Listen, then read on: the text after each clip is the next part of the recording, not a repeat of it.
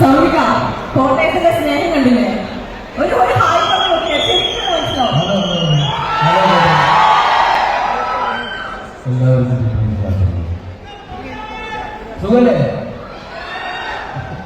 സൗമിക ശരിക്കും പറഞ്ഞാൽ എനിക്കൊന്ന് മഞ്ഞുമൽ ബോയ്സ് കഴിഞ്ഞിട്ട് കുറച്ച് നാളെയാണെങ്കിലും ആ ചെറിയൊരു ഗ്യാപ്പ് തന്നെ ശരിക്കും മിസ് ചെയ്തില്ലേ?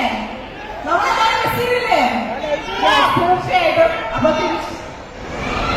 ഭയങ്കരമായിട്ട് ഭയങ്കര എക്സൈറ്റഡ് ആയിട്ടോ. അപ്പൊ ഈ ഒരു സിനിമ നമ്മുടെ ഏറ്റവും പുതിയ സിനിമയായ പ്രാവിൻകൂട് ഷാപ്പ് ഏറ്റവും അടുത്ത അവരുടെ മുന്നിലേക്ക് നമ്മൾ എത്തിക്കുകയാണ്. എന്തുകൊണ്ടാണ് സൗബിൻ ഷാഹിർ എന്ന നടൻ പ്രാവിൻകൂട് ഷാപ്പ് എന്ന സിനിമ തിരഞ്ഞെടുക്കാൻ കാരണം? And why this should go to theatres?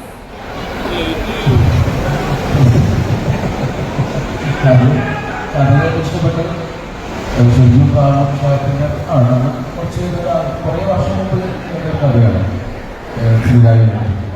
അപ്പം അതിലേക്ക് പിന്നെ ഭയങ്കര ക്യൂരിയോസിറ്റി കൊടുക്കും. കാരണം നമ്മൾ കഥ ഇങ്ങോട്ട് തോന്നുന്നു അതിൻ്റെ എന്താ പറയുക അത് നമ്മൾ മലയാള സിനിമ അങ്ങനെ അത് കുറച്ച് ആളായി പോകുന്നുണ്ട്. അപ്പോൾ അതിൻ്റെ സ്റ്റൈലൊക്കെ ഭയങ്കര ഇഷ്ടപ്പെട്ടു. അങ്ങനെ പിന്നെ ശ്രീരാജിൻ്റെ ഒരു ഷോർട്ട് ഫിലിം ഉണ്ടായിരുന്നു തൂമ അതുകൂടി കണ്ടപ്പോൾ കണ്ടുകൊണ്ടിരിക്കുന്നത് കൂടി വന്നുകൊണ്ട് തിരുവനന്തപുരം കഥ അനുഭവിച്ചാൽ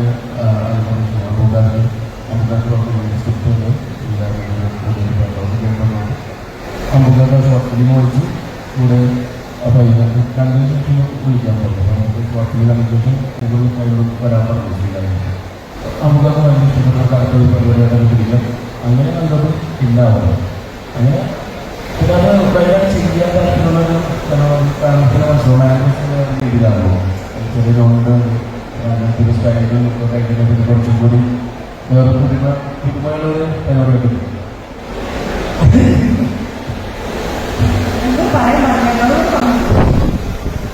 കഥകൾ പറയണം.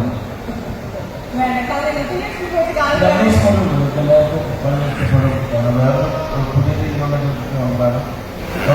ഇഷ്ടപ്പെടും ഉറപ്പാണ്.